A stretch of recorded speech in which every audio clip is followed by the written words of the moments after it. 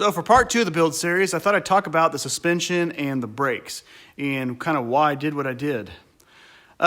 First off, the suspension was kind of dictated by the fact that this truck was actually originally a leaf spring truck. When I bought it, it was a pretty low optioned custom deluxe. That it didn't. I mean, the only options it had was, well, a heavy duty coil springs in the back.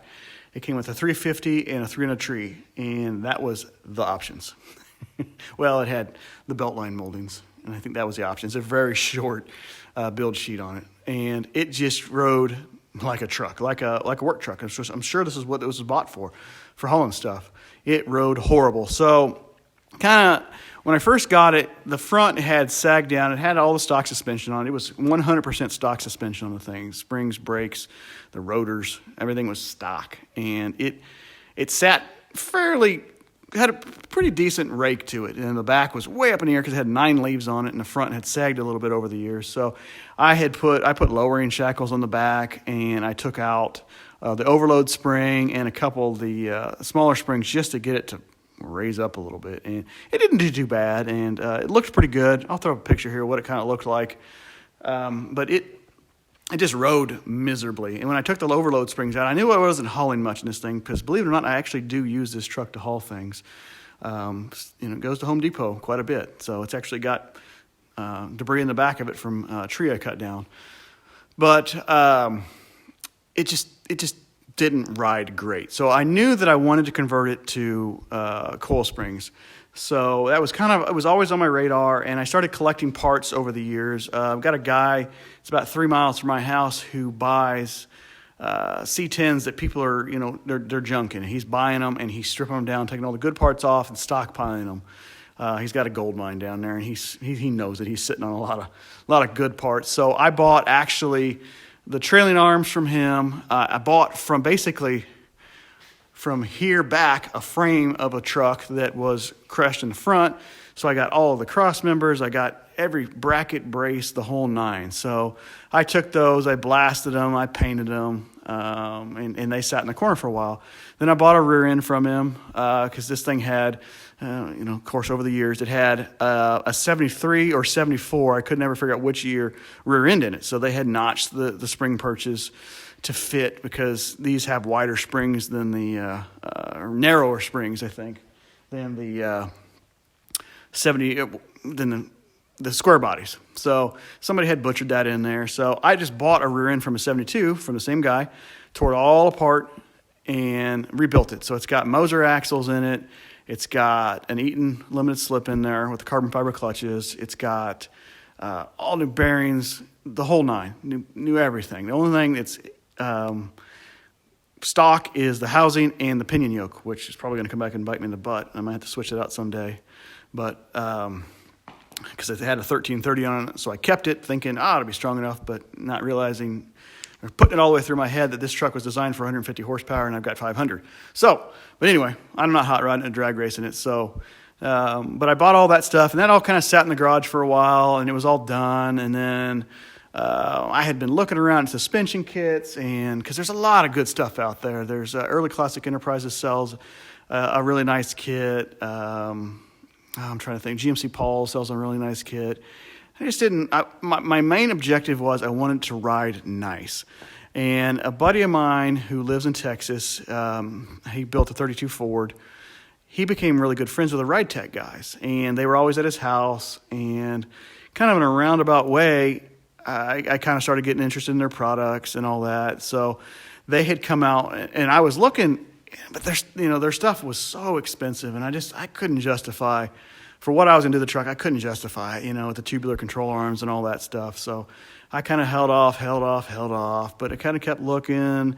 And eventually they came out with a street grip kit. And I was like, I'm interested now. It uses the stock trailing arms, the stock control arms. It was a bit pricey, but as I started kind of pricing all the parts together, it made sense. Because, if you're going to buy all that stuff from Early Classic or GMC Paul's or hell, even what is that company that I'm drawing a blank? They're out in California. They sell parts. CPP, sell parts for everything. You're spending close to the same money, and you're not getting these shocks. And I had heard through my buddy and some other people that these Ride Tech shocks were amazing. So I was like, okay. I kind of hemmed and hollered, and I finally pulled the trigger, and I bought the kit. And it came, and I installed it, and now that I'm driving it, I have zero regrets. This thing rides amazing. My only one little quarrel with them, I guess if you'd say, is the rear end's a little soft. I've been kind of trying to play the balancing act between the springs being too soft and the shocks trying to adjust the rebound so that I can, not have it bounce so much. Because this truck being all original, I didn't want to cut the notch in the back. So the bolt-in notch is in there. I just never cut the frame. And I'm trying not to cut the frame, so I've been trying to play that balancing act of adjusting the shocks and going out and driving it and seeing where we're at. Because the problem is if you get the rear too hard, and then you gotta play with the front, it porpoises really bad. So you hit like this weird harmonic when you're driving. So I've been trying to dial the fronts down so that it still rides smooth, dial the backs around, up, down, all around, trying to get it to ride smooth but not hit the frame. And I think I'm pretty close. So I wish the springs were just a smidge higher spring rate in the back. They're progressive, so it's kind of my own fault. That first little bit is supposed to be soft, and then the second bit's, once you compress that first bit on the progressives, it gets stiffer. Well, since I didn't cut the notch, it's never getting to that second bit. So I don't know. It's kind of one of those things. No fault to them. I just it's something to think about. But I will say that this kit, it went on beautifully. It just bolted in. Well, I mean, I guess the back is just basically springs and shocks, and it's got a new panhard bar. It's got come around here and you can kind of see the gas tank's kind of in the way, but it's got a nice panhard bar that bolts into the stock location and then goes over all the way over to the passenger side here. But it just bolts on. And these shocks, these are the Ridetech HQs. They're made by Fox. Well, they're owned by Fox now. Really nice. No complaints there. Same thing in the front. Let me get this tray out of the way. The front just utilizes the stock control arms, upper and lower. It's got a new shock. It comes with a spindle, which is actually funnily, that's not even a word, funny to say. It's actually made by CPP, which I don't expect Ridetech to make their own spindles. So no problems with that. It's their modular one, and it's beefy, and I have no problems with that. So I actually painted it black because it comes just raw. Reuses the stock arms, like I say. They do change out the bushing. So on these trucks, it has those threaded bushings, if you will, that go in there, which are a pain. So those come out, and you put new shafts in, and they put a sleeve in here. It's really bright, but they put a sleeve in there, and it's got a Delrin bushing. So that kind of that light brown there is actually Delrin, and it runs from here all the way into the inside of the shaft right here.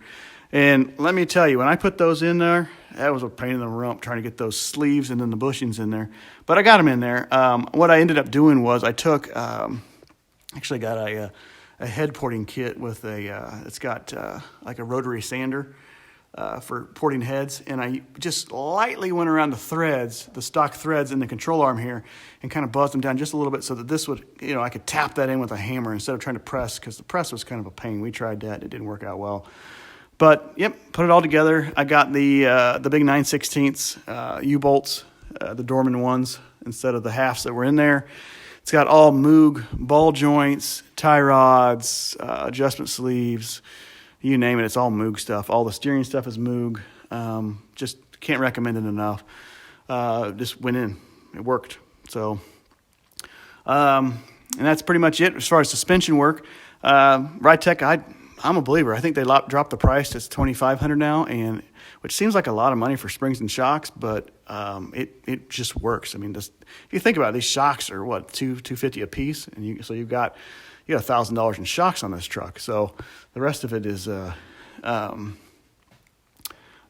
just is what it is. You got lowering springs front and rear, panhard bar, and then all the shaft bushing. So I mean, you get to $2,500 pretty quick if you try to piece all this together. So. I like it. I'd do it again in a heartbeat. So, and then as far as the brakes, I'm gonna be honest with you. I just wanted Wilwood brakes. I've always wanted Wilwood brakes in all the cars I built, but I never had the money to do it. So I finally did it on this truck. These actually are the D52 fronts and the D154 rears. So the D52 is what comes on this thing. It's a single piston on these things. The Wilwoods are dual pistons, so the same surface area. I'm not sure, but I think it's the same surface area. It's got, the front's got, since Wilwood doesn't actually make rotors for this size, it's got bare rotors on the front with a similar pattern.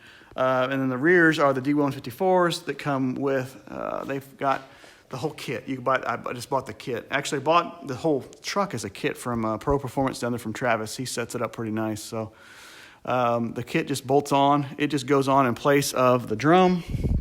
So you can see here, it just bolts on to the back of the flange there, or actually to the front of the flange. But it's got an integral parking brake, which I have not hooked up yet. I've got to make some cables. That'll be coming up here in the future. But it's got integral parking brake. I'm going to be honest with you. I don't remember if it's a single piston or a two piston. I think it's two. I don't know. Don't quote me on that. But I'm still dialing them in. I actually just bled the brakes the other day. I have a power bleeder that I sucked all the fluid through and got all the air out. And I actually just manually did it the other day. My dad came down and helped me. We got all the air out, so the pedal's a lot firmer. And I've been messing with the proportioning valve between front and rear, trying to get that kind of dialed in. So a lot of hard stops. Got the brakes are bedded in. But anyway, this Wilwood stuff, I can't comment on the performance yet because I'm still kind of trying to get them dialed in, but I just love the look. I went with the black just because I wanted it to be kind of understated. The red's like, bam, look at me, I got Wilwoods. The black is, you can still, it still says Wilwood in bright silver, but again, I just wanted Wilwoods. I've always wanted them on a car, so I pulled the trigger and did it. So these weren't terribly expensive. Like I say, the front is their D54 kit, D54. And it's the cheapest one they sell, and the rears are the 154, and it's the cheapest one they sell. Well, they actually sell one with a solid rotor. I got the disc one, so this isn't quite the cheapest one, but it's the cheapest. I think the whole kit was like $650 for both sides and the rear. As far as brake lines on this truck, I went with the inline tube kit, which, as long as you don't have to deal with their customer service, which is atrocious because I think they're just angry people up there. This kit is awesome. It went right together. No problems. Everything went exactly where it was supposed to go. So it goes up to the master, all the way over, runs down here. Now in the back, I did do some modifications because this truck, not being original, I got some fluid back there. I got to figure out where that's coming from. But this truck not being I was like, whack my head here. But this truck not being original, with a coil springs on it, it was kind of a bit of a mutt. So what I did was I actually ran the brake line out like they would on a 67 to, I think it was like 70. I don't want to quote me on that, but I stopped it. So I made a custom line that goes from right to there, a little right angle. So it goes into the flex line, which goes up and over to actually where the stock location is on. And you really can't see that, but it's right up right there. So it goes to the stock location where 71 and 72 is. And then I made lines that went from that distribution block down over here to the flex line. So these are actually the nickel copper lines that go down there. And then I have them converted right there. I got an adapter that goes to the flex line, which goes out to the caliper here. I actually bought, and I'll put a link in the description where some of these parts came from. The clip there, the clamp-on clip, actually came from an off-road truck, like a Jeep off-road store online. And then the black T-bolt clamps came from Race Part Solutions. And I'll put some part numbers in the description, kind of where all the parts came from. But it worked out perfect. So on both sides, the same thing. Just got that adapter clamped on, and a retaining mount, that is. And that's pretty much it for the brakes. So far, she's rocking. Suspension is amazing. The brakes, I know, are going to be amazing once I get them dialed in. And that's pretty much it. So let me get the truck down here. I forgot to show the front up there, what I did for the booster and the master. So let me go ahead and get the truck down, and we'll finish up with that here real quick. So to round out the suspension and the brakes, up here in the engine bay is my brake assembly. what I did was I actually reused the stock assembly here, and what this does is it increases the pedal travel. So you have a relatively short travel inside the cab. What it does is it has a pivot down here, right where my finger's at. This is the rod coming through the firewall, and this is the rod here that's connected to the booster. So so you have an inch here, you have like an inch and a half up here because your pivot's way down there. So kind of a trick deal, so you don't have a lot of pedal movement inside the cab. So basically what I did was I got online and I started doing exhaustive research on boosters. A lot of guys go to an 8-inch dual diaphragm. The stocks are 11-inch single diaphragm.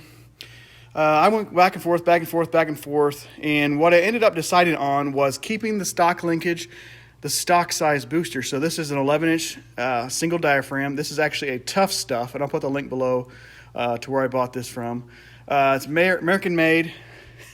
This is actually my third one, believe it or not. So the product works. The first one was the threads where the master bolts on, where it bolts on the back side with the 4 bolts back there, where like somebody had sent it back and the threads were all mangled, so I couldn't actually bolt it on. The second one, actually last week I figured out was something was wrong with it. It was, you could hook up vacuum to it and it would move and would come back on its own, but it had kind of like a grinding side, feeling inside. It didn't really make any noise, but just when you pushed on it, it didn't feel right. So my warranty was actually almost up for a year on this one. So I actually swapped it out last week, and the brakes work a lot better. And as far as get that flashlight out of the way, the master is a Wilwood, just an aluminum tandem with their adjustable proportioning valve. Sorry, I can't talk this morning. Yeah, works great. I'm still, like I say, still trying to work out the kinks on this. The brakes weren't great. They would stop the truck, but like an emergency stop and a panic stop, it would not lock them up. So I kept scratching my head. I called Wilwood, and they said that I'm not pulling enough vacuum, which this thing only pulls like 14.7 inches, which is not great. They'd like to see 18. Way back when I talked to them, I didn't know what the motor was going to pull, so I asked them, hey, this is going to be an LS, yada, yada, yada. They recommended an 1.1 bore master, so that's what I bought. It turns out it's probably a little too big. I think a 1 inch probably would have been better, and they said the same thing. It will increase pedal travel, which is not a big deal in this because it has a short pedal travel. But for now, what I'm going to do is I'm going to leave the 1.1 on there. I've got the master or the booster fixed and figured that all out. I'm just going to bleed the brakes again because the other day when I was out, I did a panic stop and the front left and the right rear locked up, which they are the shortest runs on the front and rear systems. So leads me to believe that there's still air in the system, so I'm going to bleed them again and see if we can't get that figured out. But, yeah, that's my combo. I love it so far. I mean, the only thing I probably would change is maybe go into a smaller booster or even Hydro Boost. Since I've got all this money in this, I'm not going to change it now unless I absolutely have to. But a Hydro Boost setup would have been nice because I could have flush mounted it to the firewall, run it straight through the firewall. Everybody makes kits for these things now. We had extra lines in here, but for now I'm going to go ahead and leave it since I've already got the line made down there for my power steering. Don't want to get another one made. But they work pretty good. I will say that these LSs take a 1/2 inch vacuum line, where the small blocks take a 3/8. So I did find an AC Delco check valve online. I'll put the description put the link below for that. So I could just plug it right into the front here and have a 1/2 inch line running all the way to the back of the intake manifold. Just so there's no, I didn't really want to put a T in it or anything. So I think that part wasn't very expensive, maybe $10, I don't know. But that pretty much rounds it out. So you can see here the top half of my inline tube brake lines. So on these, the only thing I had to modify here was, I'm trying to remember now, I think it was the rear line, because this here is the stock bend that goes into the bottom of the stock proportioning valve. And I believe this one came up and maybe it went over towards the engine, then up and then back around. Well, I ended up just cutting it off, reflaring it, and it went right into the bottom here. So everything lined up pretty much perfect. I just had to cut it and flare it. So pretty easy fix there. But that's it for as far as the suspension and brakes. I really have no complaints other than, just some trial and error, and that's part of hot rodding with the brakes, but we'll get those figured out eventually. Yeah, nothing but good things to say about the Wilwoods and the Ride Tech suspension. It is awesome. And then the Moog suspension and all that. Suspension, ball joints, tie rod ends, idler arms, Pitman arms, all of that's all Moog. And I just replaced it all because the stuff that was on here, I mean, half of it was probably original. Probably more than half of it was original. All the ball joints were original. So that was kind of crazy that the truck this old has original parts on like that. It's just unheard of these days to have stuff like that. But yeah, that's pretty much it in a nutshell. I hope that helps. And like my other video in part 1, if there's anything that I glanced over, please let me know and I can answer any questions. This stuff, my main goal for this whole project was to have things that bolt on. I didn't want to modify if I didn't have to. So I wanted kind of, bolt on, easy to do stuff that's replicatable. I don't know if that's a word, but I'm going to use it anyway. Repeatable. There we go. With ease, so that honestly, if it needs to come back off, it can come back off because I've got all the stock parts stored in my attic. So if I want to go back, I have it all, and it all bolts on. So, but that's it for this part. So I think next time I'm going to work on talking through the engine and driveline and all the miscellaneous parts and pieces that went into this truck to make it all kind of go. And it's really not as bad as it looking back on it, hindsight's 20/20, but it's really not as bad as it seems. There's a lot of parts, a lot of options, but I kind of staying with the theme of simple. I did a lot of things that just bolt in. Some of the things cost a little more, but that's just kind of the way it goes. I didn't really want to hack anything or modify anything or make anything too custom. So. But anyway, I appreciate everybody watching, and like I say, if you have any questions, please drop them below, and I will do my best to answer them or at least point you in the right direction. So anyways, please like and subscribe if you'd like to. Please share it with friends, family, car clubs, anything like that. We still got that 1,000 subscriber giveaway that I'm going to do here. We're kind of chipping away at that. So anyway, I'll put a link up at the top right here for that video. But anyway, appreciate everybody watching. Have a good day.